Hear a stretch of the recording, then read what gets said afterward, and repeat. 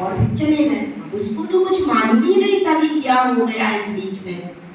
जब वो स्नान करके आया, उसने पोटली उठाई और सीधा राजभवन चल दिया। राजा के समक्ष पहुंचा और कहता, महाराज छोटी सी भेंट लाए हैं, उसे स्वीकार कीजिए। जब देखा लोगों ने कि ये क्या लाया है, खोल के देखा तो 4 जली लकड़ियां निकली। अब ये सब कहने लगे, महाराज इसने आपका अपमान किया है, ये आपको भेंट में जली हुई लकड़ियां लाया है। और उनके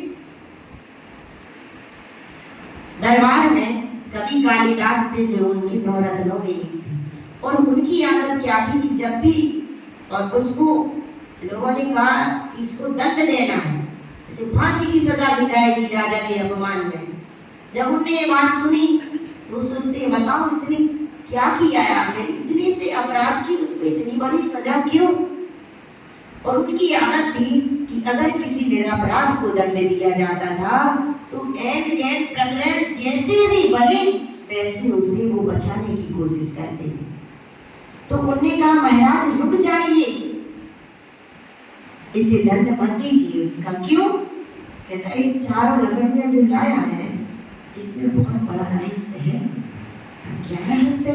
इतना बड़ा रहस्य है कि तुम समझ नहीं पाओगे, ये अनपढ़ है इसलिए आपको बता नहीं पाया, लेकिन ये 4 लकड़ियां कुछ ना कुछ संदेश दे रही हैं। देखा क्या संदेश दे रही है? देखा पहली लकड़ी ये संदेश दे रही है कि पहले तीर्थंकर ऋषभदेव ने ध्यान की अग्नि में कर्मों को जला करके मुक्ति की प्राप्ति की। पहली जली हुई लकड़ी ये संदेश दे रही है कि ऋषभदेव ने ध्यान की अग्नि में कर्मों को जला करके मुक्ति की प्राप्ति की थी। देखा और दूसरी लकड़ी ये संदेश दे रही है कि हनुमान ने स्वर्णमयी लंका को जला करके सारे जगत में शांति का साम्राज्य स्थापित किया था। देखा और तीसरी लकड़ी ये संदेश दे रही है कि पांडवों ने खांडव वन को जला करके खांडव प्रस्थ का निर्माण किया था। देखा और चौथी लकड़ी ये संदेश दे रही है कि इस जगत में कोई माई का लाल नहीं हुआ जो सारे जगत की गरीबी को दूर कर सके। देखा अच्छा, राजा को बोध जागा कि मैं सारी जगत की गरीबी तो दूर नहीं कर सकता, लेकिन इस गरीब ब्राह्मण की गरीबी तो दूर कर सकता हूँ। तो फांसी की सजा की बजाय क्या मिला? मोहर मिली सोने की उसके लिए। तो जिसका पुण्य का उदय आ जाता है जब, तो मिलता है। तो कहने का अभिप्राय है कि जब राजा ने रहस्य समझा इसका, उन लकड़ियों का क्या समझा? रहस्य समझा, तो फिर वो ब्राह्मण फांसी की सजा से भी बच गया और सारी गरीबी भी दूर हो गई। ऐसे ही अपनी गरीबी कायम है,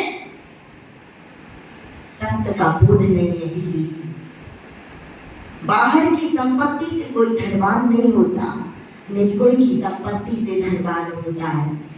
ऐसे ही हम गरीबी में जीवन बिता रहे, क्योंकि अभी हमने अपनी निजगुण की संपत्ति को नहीं समझा है। तो गुरुदेव की वचन भी ऐसे ही रहस्यमय है।